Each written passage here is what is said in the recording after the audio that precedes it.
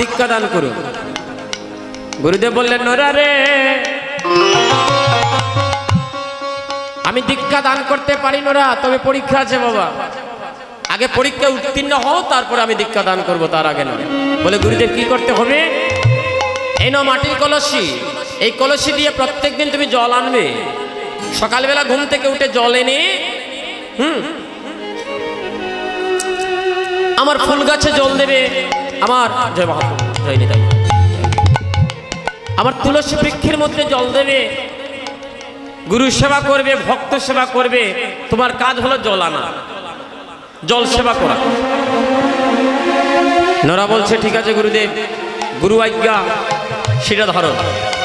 আমি গুরুদেবের আজ্ঞা আমি হৃদয়ে ধারণ করে নোরা পরের দিন থেকে গুরু সেবায় লেগে গেল। প্রত্যেক দিন নদীর পাড় থেকে জল এনে গুরুর রাঙা চরণ ধৌত করা, ফুল গাছে জল দেওয়া, তুলসী বৃক্ষে জল দেওয়া, এইভাবে নোরার চলতেছে। আস্তে আস্তে আস্তে আস্তে কথা বলুন আপনারা, রাধে, একটু আস্তে। এইভাবে হই হুল্লা করলে, গন্ডগোল করলে কীর্তন করা যাবে না, কীর্তন আনন্দ হবে না। সময় আমার বেশি সময় নয়, 12টা পর্যন্ত আমার সময় দেওয়া হয়েছে, 12টা পর্যন্ত। তারপরে কিন্তু আবার অবিশ্বাল লীলা, তাই তার আগে আমার কাজগুলোকে তো আস্তে আস্তে শেষ করতে হবে। তাই আপনারা একটু আস্তে নীরবে কথা বলুন, যদি প্রয়োজনীয় কথা থাকে একবার আস্তে কথা বলবেন। সবাই হাত তুলে বলুন একবার হরি বল, সবাই বলুন বলো হরি, প্রাণ ভরে বলুন বলো হরি, বলো হরি হরি। নোরা এইভাবে জল নিতে নিতে 12 বৎসর পূর্ণ হয়ে গেল। গুরু সেবা করতে করতে 12টা বৎসর যখন পূর্ণ হয়ে গেল, গুরুদেবের কৃপা তখনও হয় না। নোরা রাগে রাগান্বিত হয়ে নদীর পাড়ে গিয়ে জল আনতে গিয়ে মাটির কলসি হাত থেকে রেখে, আস্তে আস্তে আস্তে আস্তে, মাটির কলসি হাত থেকে রেখে নদীর পাড়ে রেখে বলছে, আর আমি গুরুর সামনে যাব না, আর আমি গুরুর সামনে যাব না। 12টা বৎসর হয়ে গেল, গুরু কৃপা যখন হলো না, যেদিকে দু চোখ চলে যায় ওই দিকে চলে যাব, আর আমি গুরুর কাছে যাব না। কলসি হাত থেকে রেখে নোরা চলে যাচ্ছে। পিছন থেকে কে যেন ডাক দে, নোরা নোরা, এই নোরা। নোরা পিছন দিকে চেয়ে দেখে কে ডাকে। হঠাৎ করে নয়ন গেল কলসির দিকে। শুদ্ধ ভক্তের পরশে জড়বস্তু কথা বলতে পারে, হরি হরি। মাটির কলসি কথা বলছে, অনরা, নোরা রে, বহু ভাগ্যের ফলে তোর সঙ্গ পেয়েছি, জানিস আমি এমনি এমনি মাটির কলসি হই নাই। কুমার কলসি খেরা বানায়, কুমাররা না, হ্যাঁ, তাদের কাজই হলো মাটির কলসি বানানো, মাটির পাত্র বানানো, এই মাটি দিয়ে যাবতীয় জিনিসপত্র বানানো কুমারের কাজ। আস্তে আস্তে আস্তে আস্তে আস্তে কুমার প্রথমে আমাকে মাটি এনে ওই মাটিটা উঠানের মধ্যে ফেলে দিয়ে জল ডালিয়া পা দিয়ে মারতে লাগলো, আমাকে নরম কাদামাটি বানানো। আমার পরীক্ষা শুরু। নোরারে, আমার জীবনের পরীক্ষা শুরু হয়ে গেল। তারপরে একটা ছাকের মধ্যে ঘুরাইতে ঘুরাইতে তার মধ্যে রেখে দিলেন। কুমারের হাতের কি নিপুণ কারুকার্য, তার হাত দিয়ে কি যেন এক নিপুণ কারুকার্য করে আমাকে সুন্দর করে একটা মাটির কলসি বানালো। বানিয়ে থামলো না, আরেকটা পরীক্ষা, কঠিন তপ্ত রোদের মধ্যে আমাকে রেখে দিল শুকানোর জন্য। হরিহর, সকাল থেকে বিকাল অবধি পর্যন্ত রুদ্রের মধ্যে আমাকে শুকিয়ে, সামনে যে আবার আরো কঠিন পরীক্ষা বাকি সেটা আমি ভুলে গেছি, সেটা আমি জানি না। আগুন প্রজ্বলিত করে ওই আগুনের মধ্যে আমাকে রেখে দিল, ফেলে দিল। জ্বলতে জ্বলতে পুড়তে পুড়তে লাল হয়ে হলাম আমি মাটির কলসি। তারপরে কুমারের মাথায় করে আরো কয়েকটা কলসির সাথে আমি হাঁটে গেলাম।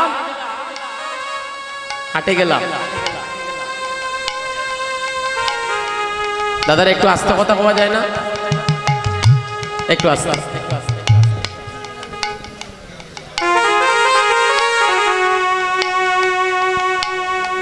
তারপরে সকাল থেকে বিকাল হয়ে গেল, আমার সাথী আরো কলসি সবাই বিক্রি হয়ে গেল, কিন্তু আমার আর কেউ পছন্দ করে না,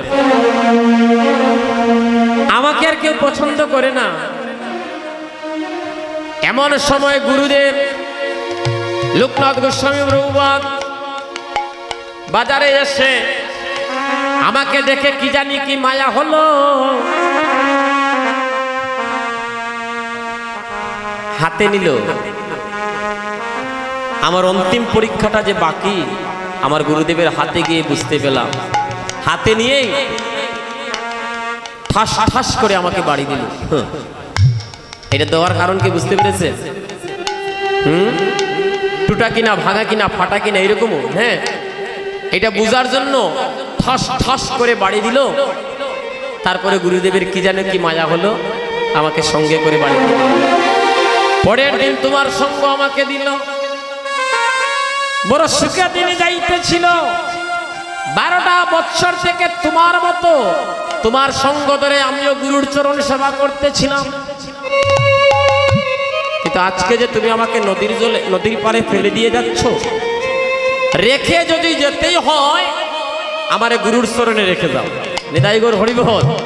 দাও দাও, সবাই মিলে একটা উলুধ্বনি দাও, সবাই মিলে। রেখেই যদি যেতে হয় আমাকে গুরুর চরণে রেখে যাও। নরার দিব্য নয়ন খুলে গেল। বলে, দেখো রে, একটা মাটির কলসি গুরুর চরণ ছাড়া হয় নাই, হতে চায় না। আর আমি মানব কুলে জন্ম নিয়ে, আমি অভিমানী এই দেহটা পেয়ে আমি গুরুকে ভুলে চলে যাচ্ছি। আয় কলসি,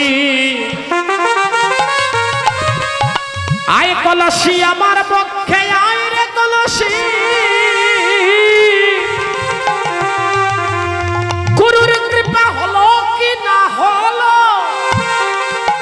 তা নিয়ে আমি আর কবু কোনো চিন্তা করব না রে কলসি। চল চল কলসি, আজ থেকে শুধু গুরুর চরণ সেবা বিনয়, আর কোনো কাজ নেই। এই বলে মাটির কলসি মাথায় করে 12টা বৎসর জল নিতে নিতে মাথার মধ্যে হয়ে গেছে কীট, মানে পোকা হয়ে গেছে বাবা। মাথা দিয়ে জল, মানে কলসি তো মস্তকে করে নিতে নিতে মাথার মধ্যে নড়ার হয়ে গেছে কীট। চিন্তা করলো কলসি, এই কীটযুক্ত মাথা যদি আমার গুরুদেব দেখে তাহলে তো আমাকে অবজ্ঞা করে দূরে দিয়ে দেবেন। একটা কাপড় এনে মস্তক বেঁধেছে।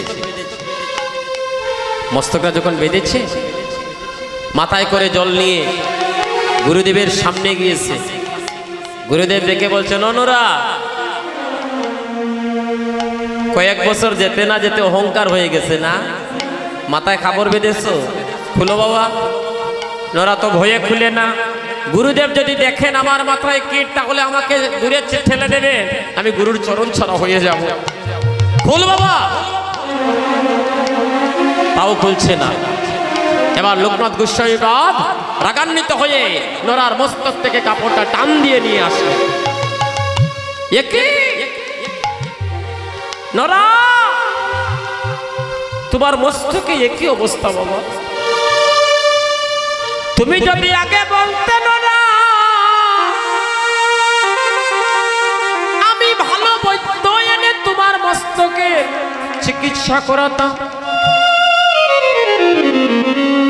নরা নয়নের জল ছেড়ে দিয়ে গুরুর চরণ হাতে নিয়ে 2 হাত দিয়ে গুরুর চরণ ধরে বলছে, গুরুদেব, এই জগতের বৈদ্য আসিয়াই আমার মাথার যন্ত্রণা বা আমার এই ক্ষত স্থানকে সুস্থ করে দেবে। কিন্তু গুরুদেব, 12টা বৎসর থেকে যে আমার হৃদয়ের যন্ত্রণা, হৃদয়ের ক্ষতটাকে আমাকে নিবারণ করে। আমি 12টা বৎসর থেকে আপনার চরণে একটু স্থান পাওয়ার জন্য কত আশা আকাঙ্ক্ষায় আছি। আপনার কি আমার প্রতি কৃপা হয় না গুরুদেব? আমি কি আপনার চরণে আশ্রয় পাব না? গুরুদেব বললেন, নোরা রে, এই জগতে তোমার ভক্তির কাছে আমি বিকিয়ে গেলাম, যাও স্নান করে আসো, এই মুহূর্তে আমি তোমাকে দীক্ষা দান করবো। নিতাই গৌর হরি বল। মনের আনন্দে নোরা নদীতে গঙ্গা স্নান করে এসে গুরুর সামনে যেই মুহূর্তে দাঁড়িয়েছে, গুরুদেব সাথে সাথে তাকে কর্ণমূলে জিহ্বং লিঙ্গ দ্বারা তাকে দীক্ষা দান করে নাম দিলেন, নোরা রে, আমি তোমার গুরু, আমি তোমার পিতা, হ্যাঁ আমি তোমার মাতা, আমি তোমার পতি, আজ থেকে আমি তোমাকে নাম দিলাম নরের মধ্যে উত্তম, তোমার নাম হলো আজকে নরোত্তম। গুরুদেবের কৃপা পেতে হলে অনেক অনেক কঠিন তপস্যা করতে হয়, অনেক সামনে অনেক বাধা বিপত্তি আছে। তাই তো মহাজন ভাব দিচ্ছেন, অদ্ভুত অদ্ভুত অদ্ভুত প্রকাশ হে ওরে অদ্ভুত বড় অদ্ভুত অদ্ভুত অদ্ভুত অদ্ভুত আমার গুরুদেবে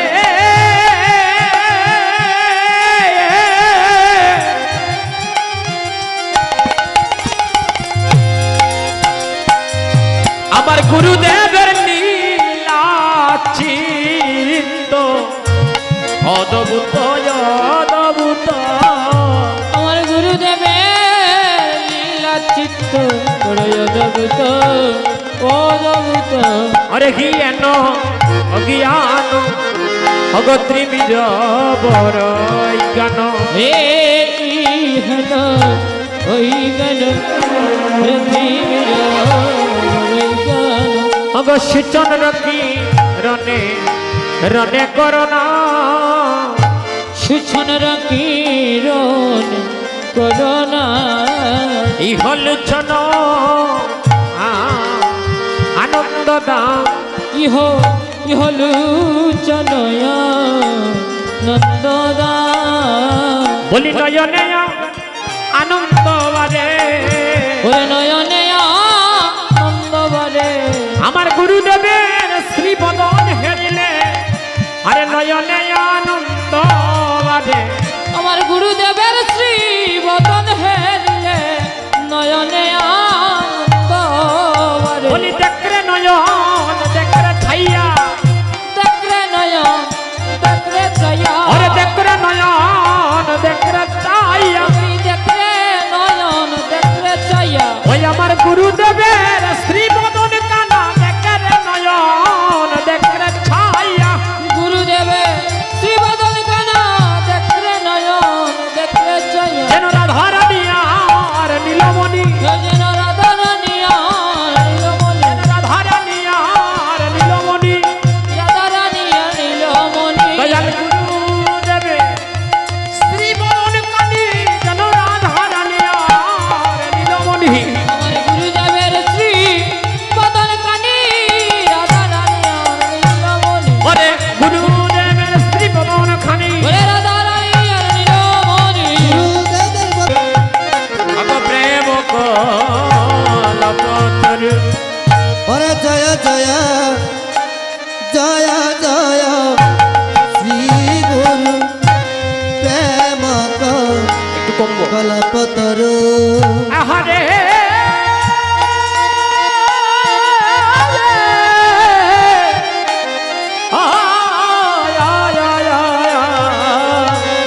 জয় জয় জয় জয় শ্রী গুরু প্রেম কলপতর ওরে জয় জয় জয় জয় শ্রী গুরু ওরে প্রেম কল্পতর দয়াল গুরু আমার কল্পতর দয়াল গুরু আমার কল্পতর উপস্থিত সাধুজন কৃষ্ণ ভক্তজন, আপনাদের শ্রী রাতুল চরণে আমি আপনাদের অতি পরিচিত জন, সবাই আপনারা আমাকে চিনেন, আপনাদের অত্র এলাকার আশেপাশে বহুবার কীর্তন করে গিয়েছি। আমার নাম শ্রী বিধুচন্দ্র চন্দ্র। আপনাদের শ্রী রাঙাচরণে আমি কোটি কোটি ধন্যবাদ জ্ঞাপন করছি আমার দলের পক্ষ থেকে। আজকে ভাগ্যবান ভক্তের স্ত্রী অঙ্গনে মহাপ্রভুর আগমন। শুধু মহাপ্রভু নয়, 64 মহন্ত, দ্বাদশ গোপাল, অষ্টক বিরাট, 6 চক্রবর্তী, আউলিয়া গৌলিয়া সকল ভক্তগণদের নিয়ে আমার মহাপ্রভু গতকালকে অধিবাস লগ্নে এসে উপনীত হয়েছে। আজকে হরিনাম সংকীর্তন চলছে, অষ্টপ্রহর, অষ্টকালীন। এই 8 প্রহর এক দিবা এক নিশি নামলীলায় মাখামাখি চলতেছে, নামলীলা প্রেম বিতরণ চলছে। আর ওই প্রেম বিতরণ করছেন কে? ওই নাম এবং প্রেম বিতরণ করছেন ঈশ্বর পরম কৃষ্ণ সচিদানন্দ বিগ্রহ, অনাদিরাদি গোবিন্দ, সর্বকারণের কারণ আমাদের গৌর। আর ওই প্রেম বিতরণে এই মুহূর্তে আমাকে দিয়ে প্রভু নাম মাহাত্ম্য পালাটা পরিবেশন করাবে। প্রভুর কৃপায়, আপনাদের আশীর্বাদে, আপনাদের করুণায় এই অঙ্গনে দাঁড়িয়েছি। আমার কথায়, আমার বলায়, আমার বাসায় অনেক ভুলভ্রান্তি থাকবে। আপনারা তো বৈষ্ণবজন, একটু আস্তে আস্তে কথা কইন গো, একটু আস্তে আস্তে। বারিন্দাতে যারা আছেন একটু আস্তে। হ্যাঁ, আমার অনেক ভুল ভ্রান্তি হবে তো। সাধুমুখে শুনেছি বৈষ্ণবের কৃপা হলে ভগবানের কৃপা হয়। তাহলে বৈষ্ণব কারা? বৈষ্ণব তারাই। মহাপ্রভু স্বীকৃতি দিল, যারে দেখিলে আসে মুখে কৃষ্ণ নাম, বৈষ্ণব বলিয়া তারে করিবে সম্মান। তাহলে বৈষ্ণব কারা? আপনাদেরকে দেখলেই তো কৃষ্ণ নাম বোধনেই আসে, আপনারাই হচ্ছেন বৈষ্ণব। তাই আপনাদের যদি কৃপা হয়ে যায়, আমার প্রতি মহাপ্রভুর কৃপা হয়ে যাবে। এখন যে আমরা আস্বাদন করছি যে পদটুকু, গুরুবন্ধনা, জয় জয় শ্রী গুরু প্রেম কল্পতরু, অর্থাৎ এই পদটার অর্থ হলো গুরুদেব হচ্ছেন আমার প্রেমের একটা কল্পতরু, প্রেমের একটা বৃক্ষ। ওই বৃক্ষের ছায়া তলে আমরা যারা আছি, এই কলির জীব, জীবের নিস্তার লাগি নন্দসুত হরি, আর ভুবনে প্রকাশ হলেন গুরুর উপধরি। আমার মহাপ্রভুই গুরু, গুরুই গৌরাঙ্গ, গৌরাঙ্গই গুরু। একাধারে দুই তত্ত্ব, গুরু কৃষ্ণ একই তত্ত্ব, গুরু গৌরাঙ্গ একই তত্ত্ব, একই আত্মা, একই স্বরূপ। গুরুকে মনুষ্য জ্ঞান করোনা গো কবু, গুরুকে কখনোই মানুষ জ্ঞানে ভজন করা যাবে না। আজকে আমরা যার গুণগান কীর্তন করছি, উনি হচ্ছেন আমাদের আরাধ্য ভগবান, মানে আরাধনা করে তাকে লাভ করতে হয়। আমার কথাগুলো বোঝা যায় তো মা? কথাগুলো বুঝতে পারতেছেন তো? ক্লিয়ার শোনা যায় তো? আপনারা যদি আমার কথাগুলো ঠিক মতো না বুঝেন, তাহলে আমার কীর্তন করা ওই সময় কাটানোর সমান হয়ে যায়। আর আমার কথাগুলো যদি আপনারা ঠিক মতো বুঝতে পারেন, তাহলে নামে প্রেমে মাখামাখি হবে, ভক্তের সাথে ভক্তের আলিঙ্গন হবে, ভক্ত ভগবানের মিলন হবে। কারণ কথাগুলো কৃষ্ণ কথা হবে। হরি বল।